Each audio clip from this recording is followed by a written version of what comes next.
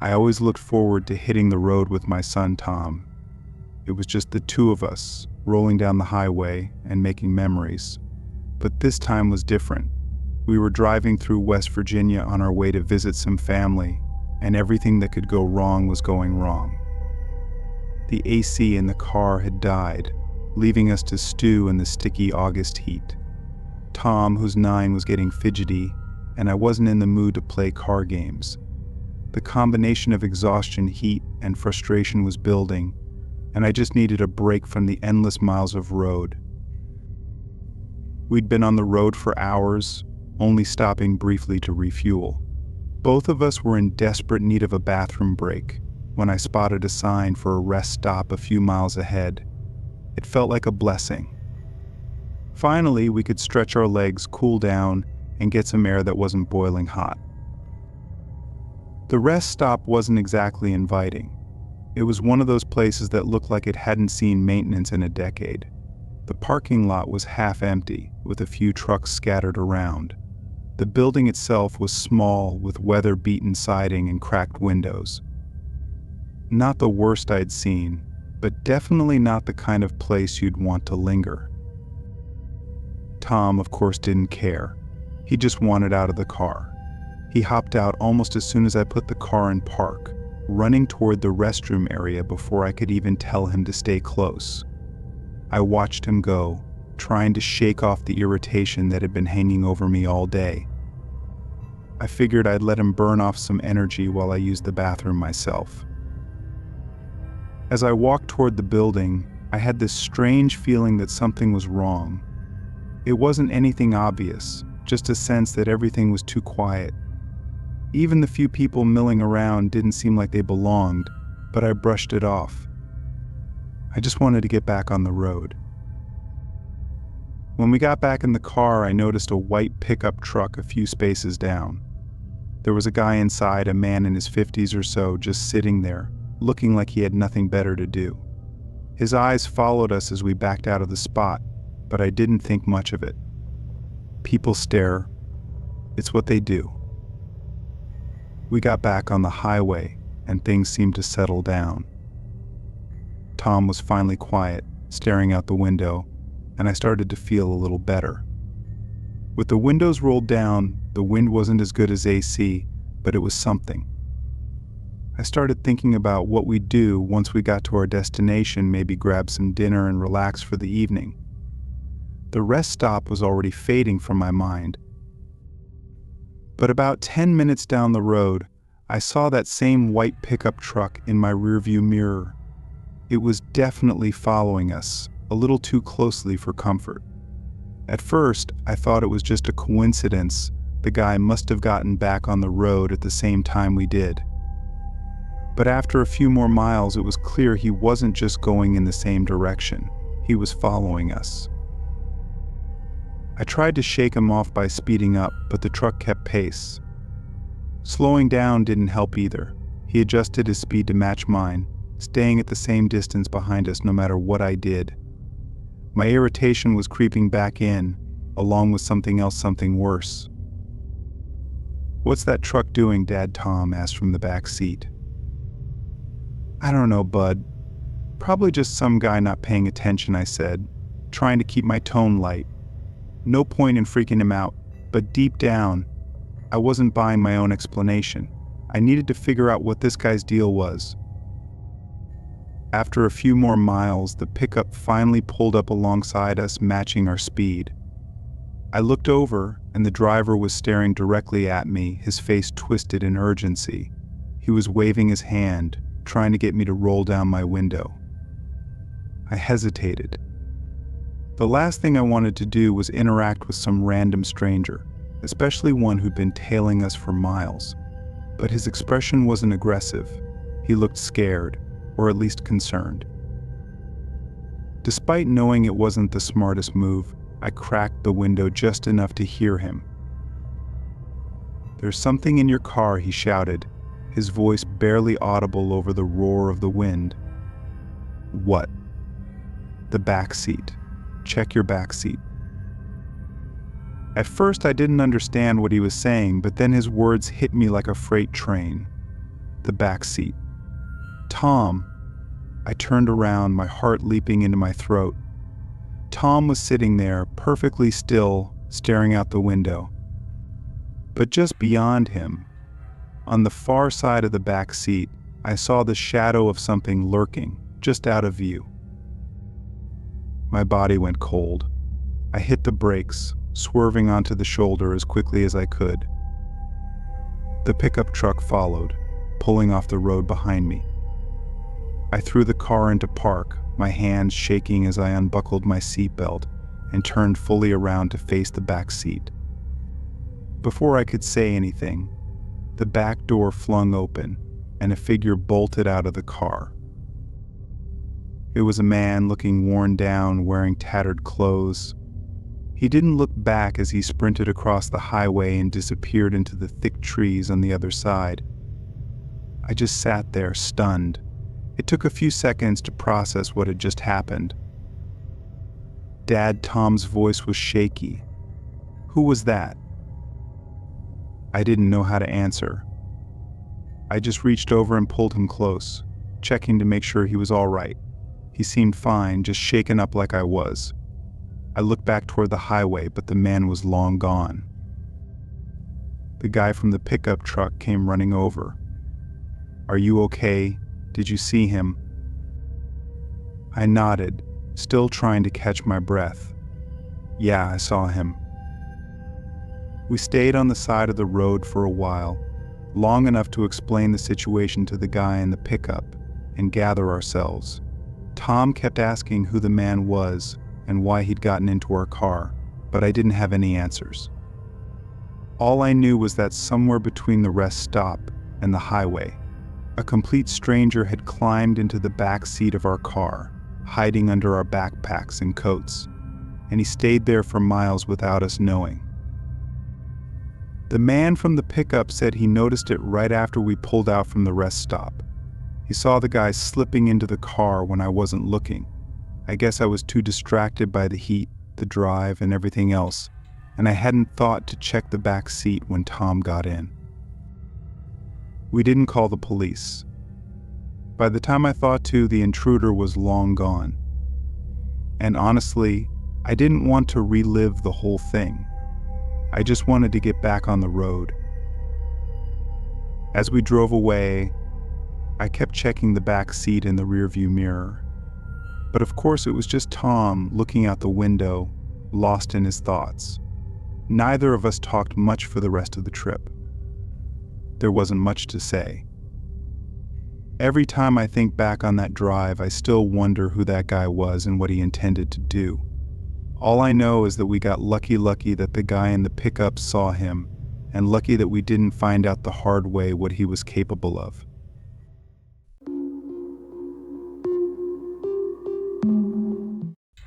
Road trips are supposed to be fun. You pack your stuff, grab your friends, pick a destination, and hit the road. That's exactly what we did, a couple of friends and I, all crammed into Jason's old SUV, headed to a weekend music festival 3 states away. There was something about being on the open road with the windows down and music blasting that made the miles fly by. It was me, Jason, Sarah, and Maria. We'd been friends for years, and this trip felt like the perfect way to unwind, no stress, just good vibes. We left a little later than we meant to, and by the time we crossed into unfamiliar territory, the sun was already sinking low. Winding roads, hills, and trees as far as we could see, there were fewer and fewer cars, and soon enough we were practically the only ones on the highway. "We should have taken the main route," Maria muttered from the back seat, her phone showing nothing but a blank screen where the GPS used to be. "It's like we're driving through a dead zone out here." "This way is quicker, trust me. The GPS will kick back," and eventually Jason shrugged. I wasn't so sure about that, but I kept quiet. I was riding shotgun, trying to help navigate. The sky was getting darker, the roads narrower. Eventually we passed by an old, rusty sign that read Bridge 10 mi ahead. "We'll cross the bridge and find somewhere to stop for the night," Jason said. Shouldn't be too far now. A few minutes later, we saw something ahead, something standing just off to the side of the road. At first, I thought it was an animal, maybe a deer, but as we got closer, it became clear that it was a person. He was just standing there, next to an old mile marker, staring off into the distance. He didn't look like a hitchhiker, no thumb out, no backpack, just a man, standing perfectly still. His clothes were dark, almost blending into the night, but there was something off about him. I couldn't put my finger on it. Jason slowed down as we approached, but none of us said anything at first. "You think he needs help?" Sarah asked. "We're not stopping," Maria said quickly from the back. "I don't care if he's broken down or whatever, no way."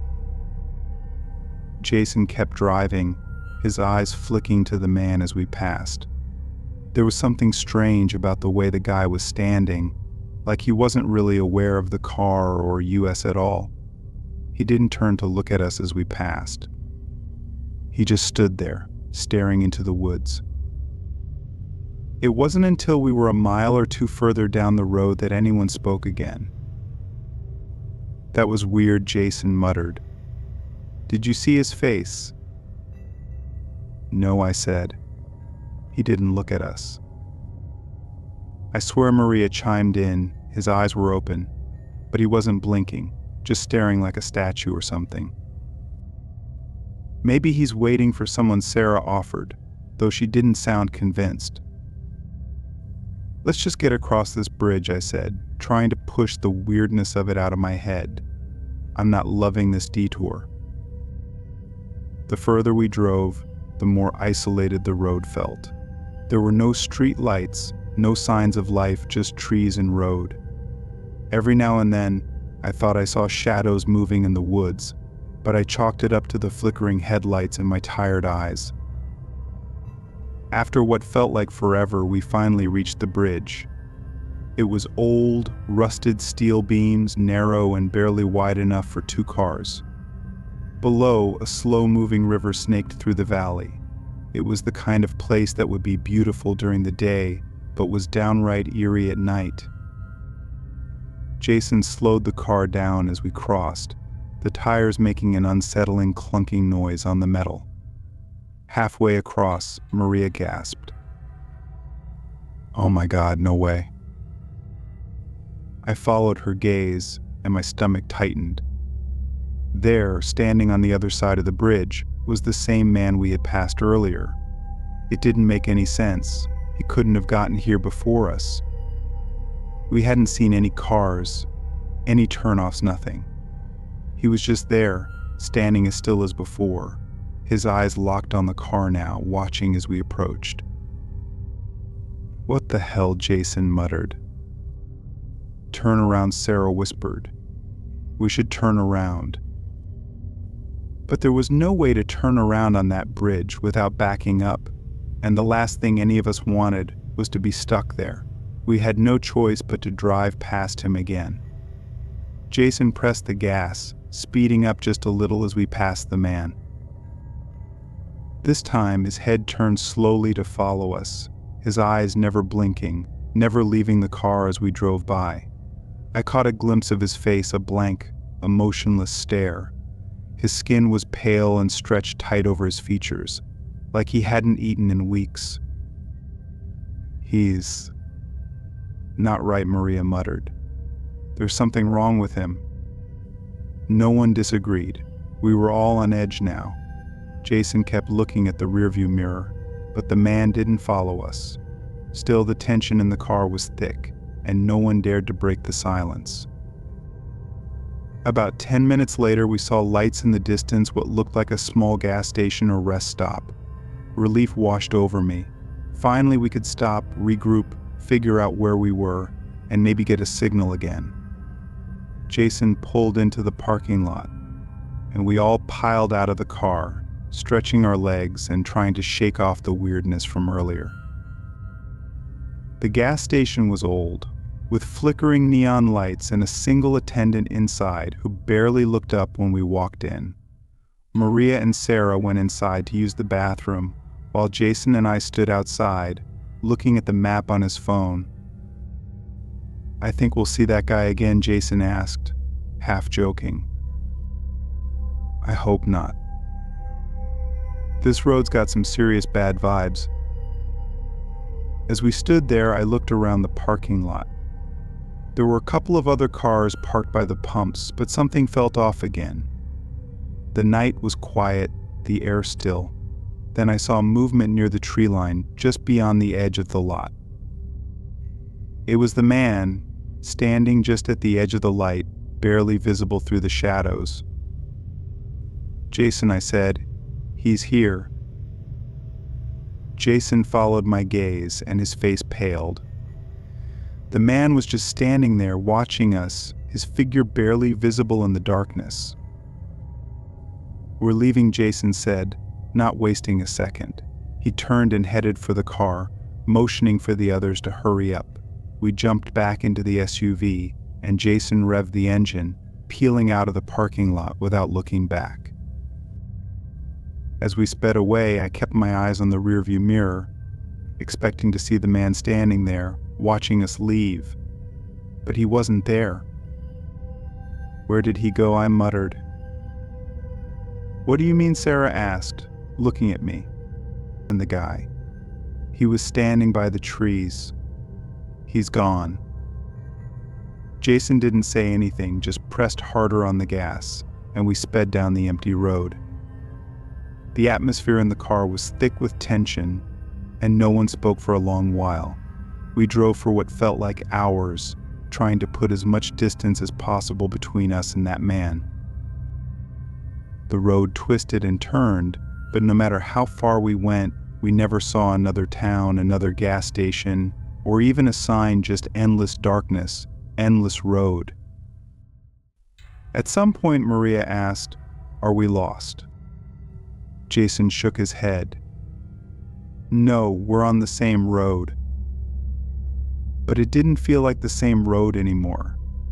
It felt like we were stuck in some endless loop, driving through the same stretch of highway over and over again, with no way out.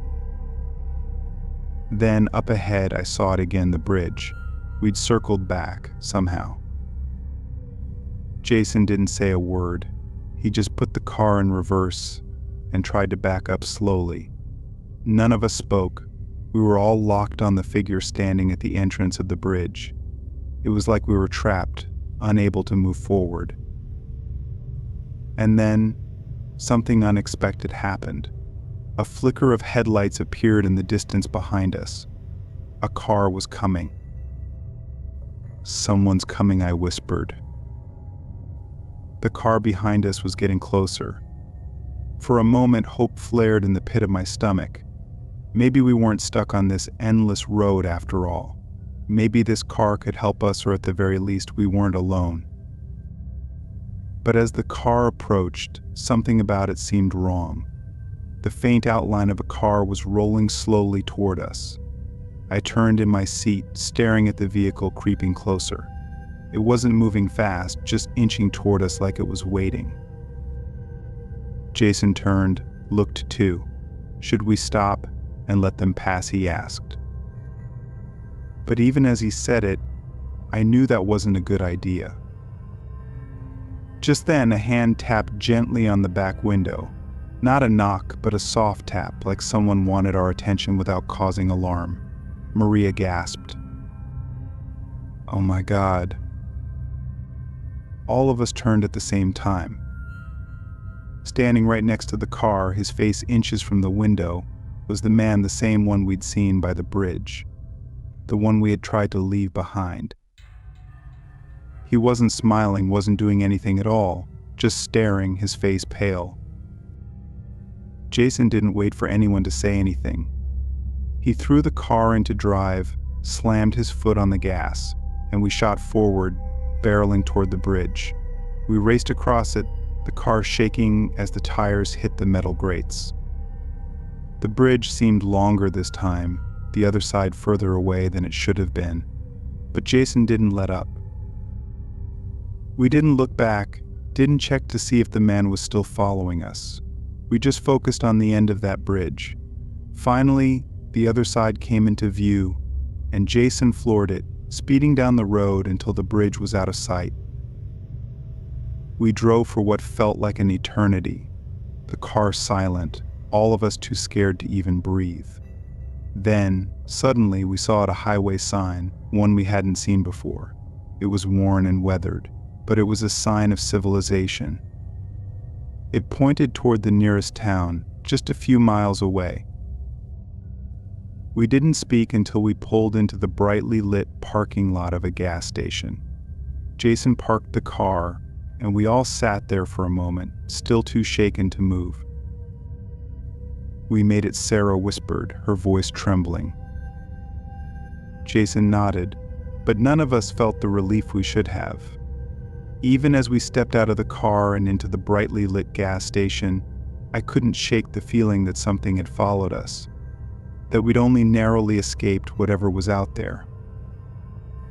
As we filled the tank and grabbed some snacks inside, I looked back toward the road one last time. It was empty, just a long stretch of asphalt leading back toward the bridge, back toward the dark. But something told me it wasn't over, that we hadn't seen the last of him. One day, maybe on another road trip, on another forgotten highway, he'd be waiting.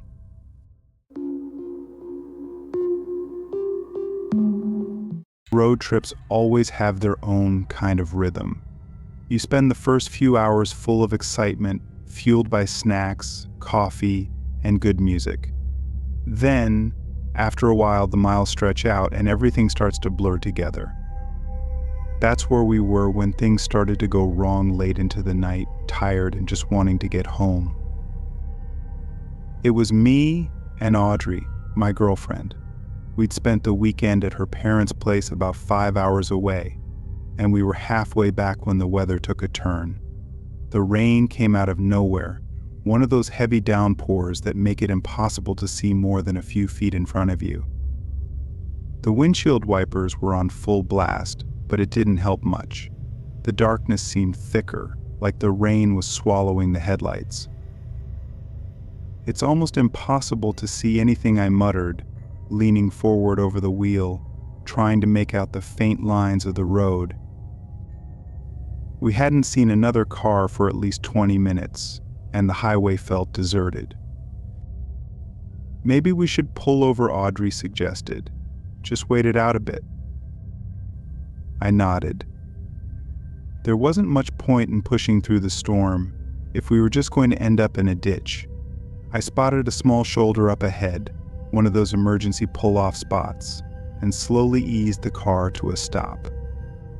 We sat there in the rain, the sound of it pounding on the roof. I turned off the engine, and we just sat there. "This is kind of peaceful," Audrey said after a minute, leaning back in her seat and looking out the window. I mean, in a creepy, middle-of-nowhere kind of way. I laughed. "Yeah, peaceful. Sure." For a few minutes, we just sat there, listening to the rain. Then, out of nowhere, Audrey's hand shot out, gripping my arm. "Did you see that?" What I replied. "There, outside by the guardrail." I squinted through the rain-soaked windshield, but I didn't see anything, just the endless curtain of water pouring down, distorting everything. There was someone. A woman, I think she whispered, still staring out into the darkness. I hesitated, wondering if she was just seeing things. The rain and the dark could easily play tricks on you out here. But before I could say anything, I saw it too, a figure, barely visible through the sheets of rain, standing just off to the side near the guardrail. The figure moved, stepping closer to the edge of the road, closer to our car. Now I could see her more clearly, definitely a woman. She looked soaked to the bone, her clothes clinging to her in heavy, dripping folds. Her hair was plastered to her face. There was no urgency in her movements, no sign that she was looking for help. She just stood there, staring at our car.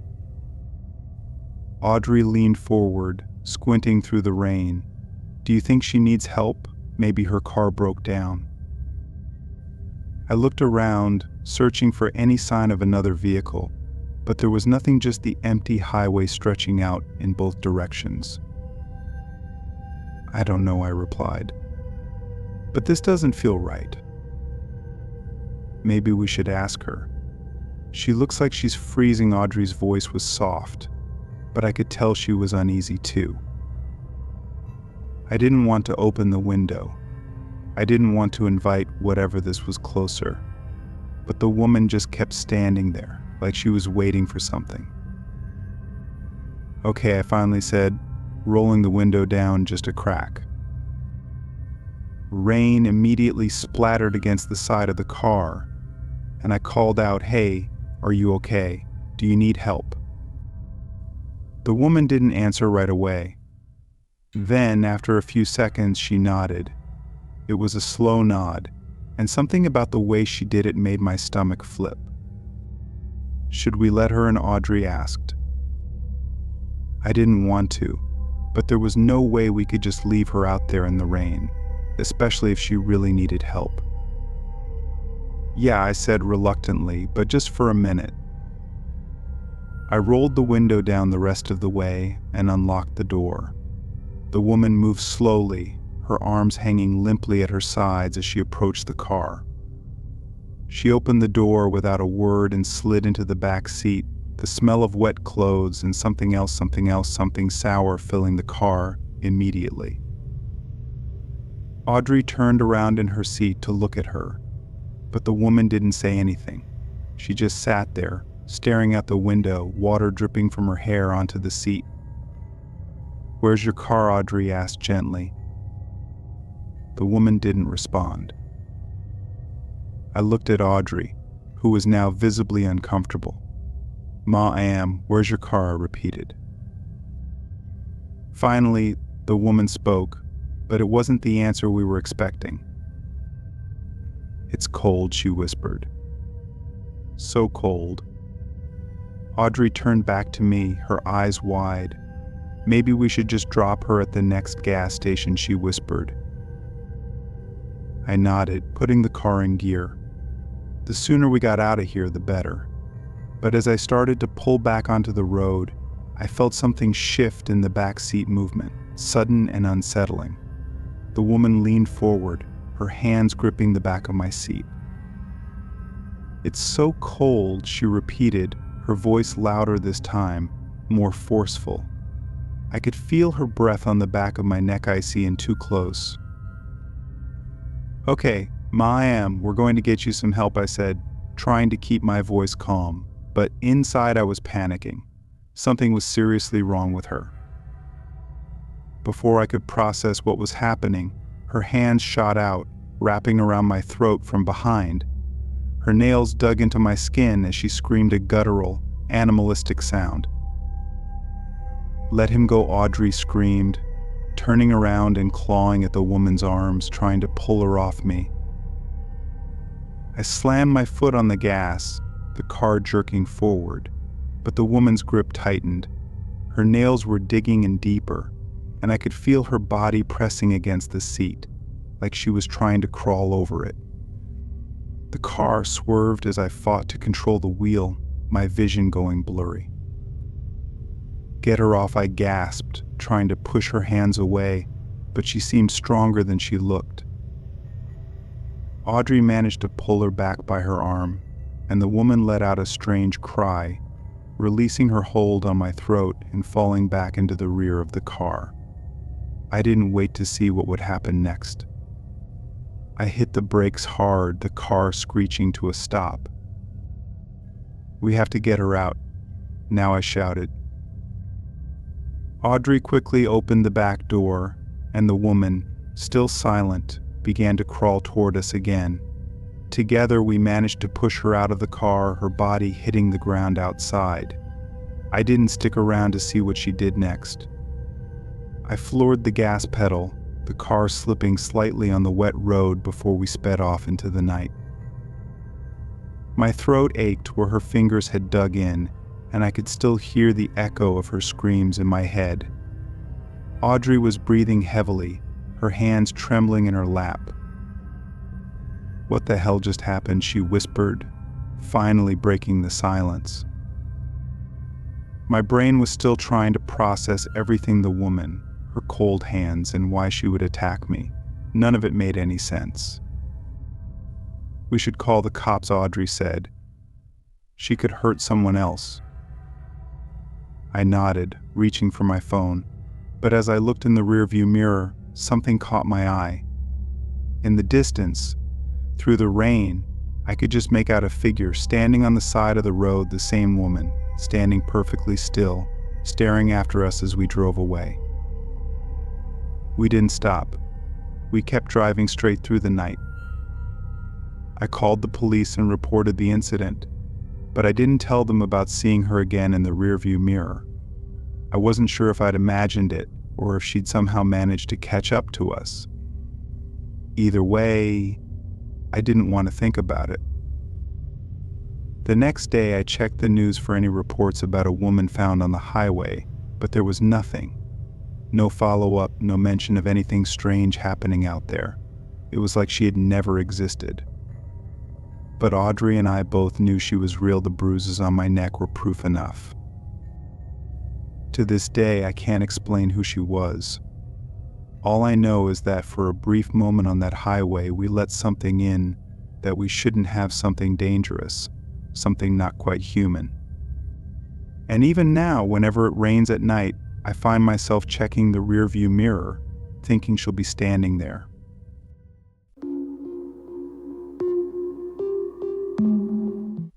Driving alone at night can be peaceful, or at least it usually is for me. I like the quiet, just me and my truck. But on this trip, somewhere in the middle of rural Pennsylvania, it was more eerie than peaceful. The roads were dark, winding, and deserted. I'd been on them for hours, making my way from Pennsylvania to Georgia, thinking I'd take the scenic route instead of the highways. Big mistake. It was late, well past midnight, and I was running on caffeine and stubbornness. I had a podcast playing in the background, but even that wasn't doing much to keep me alert. It looked like the road ahead would never end, with just thick woods on either side, no streetlights, no houses, just trees. As the miles ticked by, I began to wonder if I should pull over somewhere and catch a quick nap, but there wasn't a gas station or rest stop in sight. The GPS was useless out here. The signal had dropped about 20 miles back, and I had no idea where I was, somewhere between the middle of nowhere and lost. I was keeping my eyes on the road when something up ahead caught my attention. At first, I thought it was roadwork, traffic drums lined up on either side, and something shiny on the asphalt. I slowed down, squinting through the windshield. The headlights weren't picking up much, just a faint glint of metal reflecting back. As I got closer, I realized it wasn't roadwork. The traffic drums were old and beat up, like they'd been dragged there from some construction site ages ago. And that shiny object? A spike strip stretched out neatly across the road. My foot hovered over the brake as I slowed to a near crawl, adrenaline kicking in. A spike strip out here, in the middle of the woods? That didn't make any sense. There was no construction, no police presence, nothing that would explain it being there. I rolled to a stop a few feet away from the strip, my heart pounding harder than I wanted to admit. The road was too narrow to turn around, and there was no shoulder wide enough to pull off safely. My only option was to back up, but even that seemed risky. What if there was someone waiting in the woods? What if this was a trap? I took a deep breath and scanned the area around me. The trees loomed on either side, their branches thick and twisted, like they were reaching out to grab anything that passed by. There wasn't a sound, not even crickets. It was the kind of quiet that made your skin crawl, like the world had just stopped. Then I saw movement in the trees. At first it was just a shadow, something flickering in the corner of my eye, but then it moved again, a figure, dressed in dark clothing, stepping out from the tree line and heading toward the road. I froze, my hands tightening on the steering wheel. Another figure appeared. Then another. They were creeping toward the road, like they didn't care if I saw them or not. There were 3 of them now, all moving in a loose line toward my truck. They weren't running, but they weren't exactly taking their time either. And they were all headed straight for me. I looked at the spike strip again. There was no way I could drive over that without wrecking my tires, and I didn't have the tools to clear it. My options were limited: either back up and hope I could reverse far enough to turn around, or sit here and wait for whatever was about to happen. I threw the truck into reverse, my hands shaking as I started to back up. The figures were getting closer, and I could see now that they were all men, their faces partially obscured by the hoods of their jackets. One of them was holding something long and thin, maybe a crowbar or a pipe. Whatever it was, no way was I staying to figure out what they were planning to do with it. The truck's tires crunched over the gravel as I reversed, but backing up on a narrow, winding road in the dark wasn't easy. I kept looking in the side mirrors, trying to make sure I wasn't about to drive off the edge of the road and into a ditch. The men were picking up speed now, their movements more aggressive. One of them started running, and I slammed my foot on the gas, the truck lurching backward faster than I intended. I swerved, narrowly avoiding the trees that lined the road. And then something else caught my eye, a 4th figure, standing on the side of the road just behind my truck. I slammed on the brakes, the truck skidding to a stop. The figure was standing just a few feet away, close enough that I could see his face in the glow of the taillights. He wasn't moving, just standing there, staring at me. He was grinning. Before I could react, he lunged toward the back of the truck, his hands slapping against the tailgate. I heard the thud of his body hitting the metal, and then the sound of something scraping against the truck's side. He was trying to climb into the truck. Panic hit me, and I floored the gas pedal again, sending the truck shooting backward. I heard the man yell, but I didn't care. I had to get out of there. When I looked back to the front, I saw the other men running toward me, but I wasn't stopping. I slammed the truck into drive and made a sharp turn off the road, aiming for a narrow gap between the trees. The truck bounced and jerked as I tore through the brush, branches scraping against the windows. I looked back, but the men were out of sight now, hidden by the darkness and trees. For what felt like forever, I kept driving off-road, the tires struggling against the uneven ground. I had no idea where I was going, but it didn't matter, as long as I was putting distance between me and those men. Eventually, the ground leveled out, and I found myself on a dirt path that wound through the woods. It wasn't ideal, but it was better than where I'd just come from. I slowed down, trying to catch my breath and figure out what to do next. My hands were still shaking, my thoughts racing as I tried to process everything that had just happened. Who were those guys? Why had they set up a spike strip in the middle of nowhere? Was this some kind of trap they used to ambush random drivers? One thing was clear: I wasn't going back to the main road. Eventually, the dirt path led me back to a paved road, far enough away from the ambush that I felt like I could breathe again. I kept driving until I saw the glow of a gas station up ahead. The lights were a welcome sight after the pitch-black nightmare I just escaped. I pulled into the parking lot, parked the truck, and just sat there for a moment, letting the reality of what had happened sink in. My hands hadn't stopped trembling. I filled up the tank, grabbed a bottle of water, and got back on the road. This time, though, I stuck to the highways.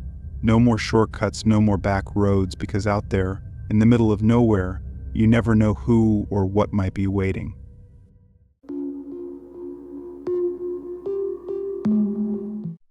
Last summer, I took a road trip to visit a couple of friends I went to high school with. They had both moved to California after graduating college, so I try to visit them at least once every summer. We've always been good friends. Last year, I decided to drive because there were a lot of places along the way that I wanted to see, such as parks and cool sightseeing spots. Since it was going to take a few days, I left early to have enough time to explore these locations. The first couple of days went smoothly, but on the third day, I found myself still driving at night. It was around 9 or 10 p.m., and I had a few more hours to go. The roads were quiet, which was nice, and I was looking forward to reaching my friend's place. I had plenty of fuel, but I needed to use the restroom and grab something to drink, so I decided to stop at the next available exit. A few miles up the road, I saw a rest stop and pulled in. This particular rest stop was small, not one of those large ones with a truck stop or a gas station. It was just a single building with one row of parking out front. When I arrived, I noticed it was quite dark, and there didn't seem to be anyone else there. I parked my car, got out, and took my time stretching after the long drive. As I walked toward the building, I noticed a car pulling into the rest stop from the highway. The building had a small area with brochures and vending machines and a hallway leading to a janitor's closet and restrooms on either side, one for men and one for women. I checked out the vending machines for a moment and noticed that the car had parked right next to mine, which seemed odd since there were plenty of open spaces. I went into the restroom and was out within a minute. The car was still parked next to mine, and the headlights were on, suggesting that the driver was still inside. It struck me as a bit strange, but I didn't think too much of it. I went back to the vending machines, picked a drink, and then noticed that the car was still running. As I started to head out, I saw the engine turn off, and the driver's door opened. A man got out of the car and started walking toward mine instead of heading toward the rest stop. This felt off. He walked around my car, crouching behind it, almost as if he were hiding or trying to break in. I wasn't about to confront him, so I stayed inside the building, watching and waiting. I couldn't see him anymore, but I was sure he was still there, hiding. After a few minutes, I decided to check it out. I walked out of the building, got about 20 feet from my car, but still couldn't see the man. I called out, asking what he was doing, but there was no response. I didn't feel safe going to my car, so I walked back into the rest stop and kept an eye on things from inside. As I paced around the small building, I made my way to the back near the janitor's closet, and that's when I heard the front door open. It had to be the man I would have heard if another car had arrived. Luckily, there was a rear exit to the building. I quickly walked out and circled around toward my car, cutting through the grass and heading toward the sidewalk.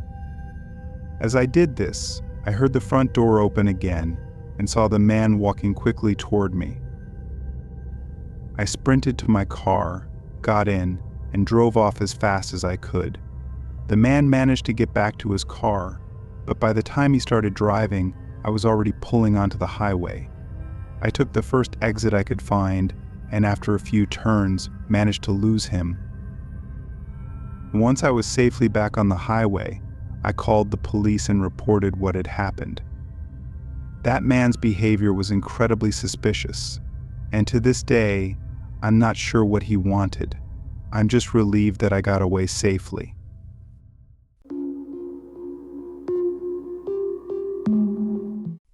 A couple of years ago, I went on a road trip to go hiking in several different parks. I've been really into hiking for a long time, and I've visited many cool locations. On this particular road trip, I remember the second night I was driving on the highway. It was kind of late, and I was basically in the middle of nowhere. I seemed to be the only car on the road. Soon I noticed a car coming up behind me, I was in the right lane, and the car moved into the left lane to pass me. However, instead of passing, it stayed alongside my car, matching my speed. I saw something out of the corner of my eye and looked over. The driver was a bald man wearing sunglasses. He had rolled down the front passenger window and was waving at me. When I looked at him, he started making hand motions. I couldn't hear what he was saying, but it seemed like he was signaling that something was wrong with my car. He was yelling, but I couldn't make out any of the words because we were going too fast. I knew this man didn't know me because I was several states away from home and I didn't recognize him. He continued yelling and motioning with his hands. I figured something must be wrong with my car, maybe a flat tire, although everything seemed fine. I checked, and my engine light wasn't on. I'm no car expert, but nothing felt off while I was driving. Still, I was convinced that this man saw something I didn't. I decided to take the next exit, which was coming up on the right. I slowed down, and the man remained beside me.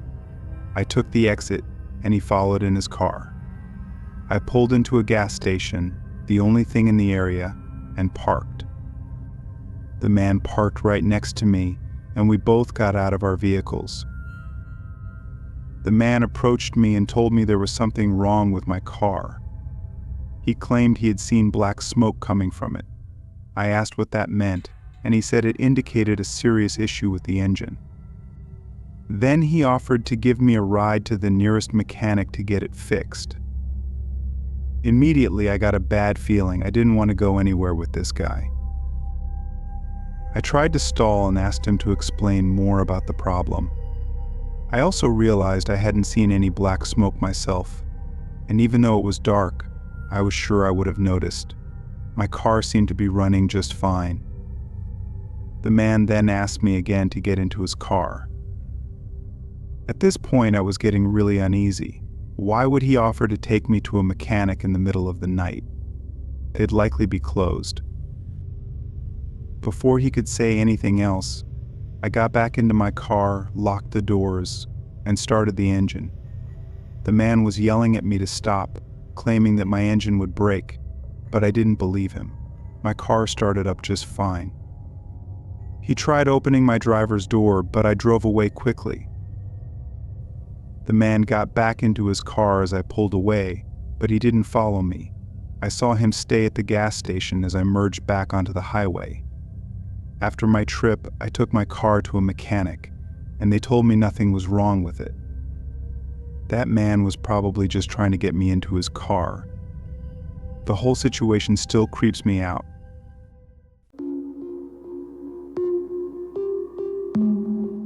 This is something that happened one time when I was going on a road trip. I was driving really late at night on the highway, so basically out of nowhere, this car started following me. I don't recall exactly when it started. I just know that I saw headlights behind me. I was just driving like normal, but when I got stuck behind a semi-truck, I wasn't really paying attention and ended up going really slow for a long time. The semi was probably going at least 5 miles per hour below the speed limit. Normally, in this kind of situation, a car would move into the left lane and pass the slower truck, but I was more focused on just driving and listening to the radio. I had been driving for so long that I didn't mind going slow for a bit. There weren't many cars on the road at that time, so I stayed behind the truck for at least 5 minutes. There was a car behind me, and then suddenly I realized, why are we going so slow? I switched to the left lane, and as soon as I did, the car behind me switched lanes as well. I noticed this but didn't think too much of it. I passed the truck and moved back into the right lane, and the car behind me did the same thing. I found this odd, but I didn't think it was anything to worry about. However, the car kept following me at a close distance. Things remained like this for the next 10 minutes, and I began to get a bad feeling because the car was staying so close. Then I approached another semi-truck that was going slow in the right lane. This time I decided to wait behind the truck again to see what the car behind me would do. I slowed down and the car behind me did the same. I stayed behind the truck for at least a minute, and then, the instant I put my turn signal on and changed lanes, the car behind me did too. After I passed the truck and moved back into the right lane, the car remained right behind me, following at the same distance. We drove like this for a while and I started getting frustrated. I wanted the car to stop following me. That's when I decided to take the next exit and see what would happen. We were kind of in the middle of nowhere, so I was hoping to find a truck stop or some kind of business where people were around. A few minutes later, I saw an exit and took it. The car behind me took the exit as well. I took a right turn off the exit, but there didn't seem to be anything around, just open country land on both sides of the road. I pulled out my phone to try and look up the nearest police station, but I had no signal, likely because we were in the middle of nowhere. I ended up losing my map in the process. Meanwhile, I kept driving on this quiet road with the car still following me. I took another turn, and the car did the same. I couldn't believe this car was keeping up with me so well. I started making random turns to throw it off, but each time the car followed. At that point, I realized I was completely lost and had no idea how to get back to the highway. I would rather be followed on the highway, where there were other cars, and eventually I'd reach a city. For the next 10 minutes, I kept making random turns, trying to find my way back. Then, out of nowhere, the car that had been following me took a different turn. I couldn't believe it. I kept driving, but I didn't see the car again after that. I made more turns until finally I had a phone signal again. I put the directions back into my phone and was able to find my way back to the highway. I continued driving the rest of the way without any further issues. I still don't know why that car was following me, who it was, or why they stopped, but it was the scariest experience I've had on a road trip.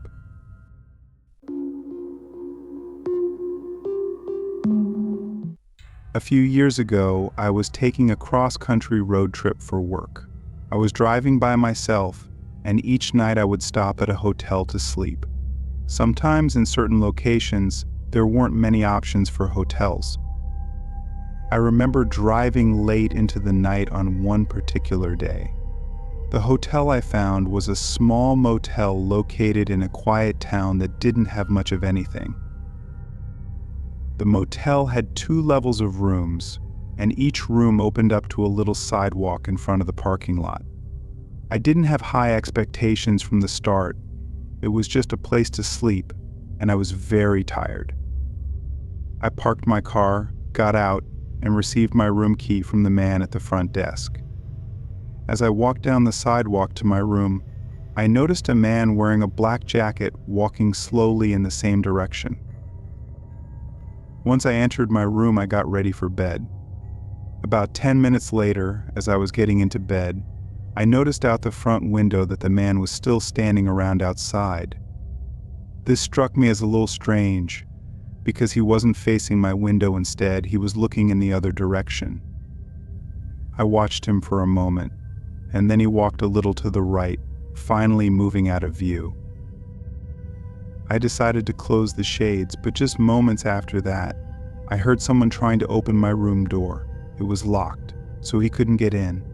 I had no idea what this man was doing, so I went back to the window to look outside, but I couldn't see him anymore. He had vanished. I returned to the bed, hoping to sleep, but just moments later I heard loud banging on my front door. I figured it was the same guy, so I ignored it. He didn't knock again, and I was so tired that I soon fell asleep. However, I wasn't asleep for long.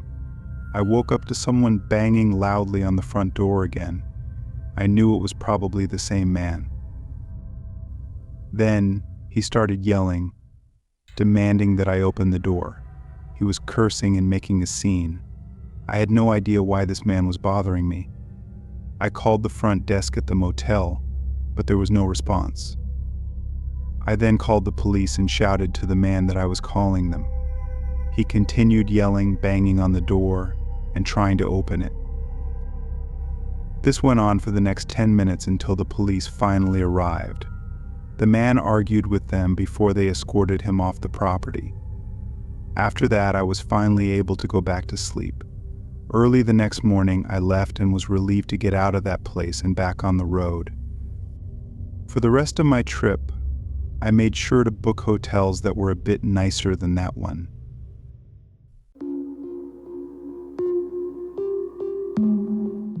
This is something that happened a long time ago when I went on a road trip to visit some family. It was a pretty long trip, and it would take me about 10 hours to complete. My plan was to drive the entire distance in a day. I managed to make it in about 8 hours, and was now driving at night with just 2 hours left to go. Suddenly, my car broke down. I was on a quieter road, not quite a highway. I could see the lights dimming in my car, which indicated something was wrong. Soon, I started losing power, and eventually I couldn't drive the car anymore. It slowed down until it finally stopped along the side of the road. At that hour, there weren't many other cars on the road, so I got on my phone and called my roadside service, AAA. I explained the situation, and they informed me that someone would be sent to my location, but it might take a little while. I suspected that my battery had died, and I didn't know why I couldn't turn on any lights inside the car. I just sat and hoped that the roadside service would arrive quickly. I figured it would probably take at least 30 minutes since I was in a sparsely populated area. About 5 or 10 minutes into waiting, I noticed headlights coming up behind me. I hoped it was the roadside service, but then I realized it was just a sedan. I knew that roadside service would arrive in a truck. The car slowed down as it got closer and then pulled over to the side of the road behind me. I wondered who it was and what they were doing. The car's lights stayed on, and the engine remained running for a while before it turned off. The driver's door opened, and I saw a man walk out. He began approaching the passenger side of my car. This struck me as odd. I would have expected him to come to my window instead. The man walked straight to my rear passenger side door and tried to open it. I couldn't believe what was happening. Unsure of what to do, I grabbed my keys and attempted to start the engine. To my surprise, it started up. I didn't waste any time and drove away from that man as fast as I could. I drove until the next exit, where I pulled into a gas station. Once there, I called the police and my roadside service to report what had happened. Luckily, my roadside service wasn't too far away. I waited for them at the gas station. In the end, everything worked out, and I never saw that man again or his car. I still wonder what he was doing there, though.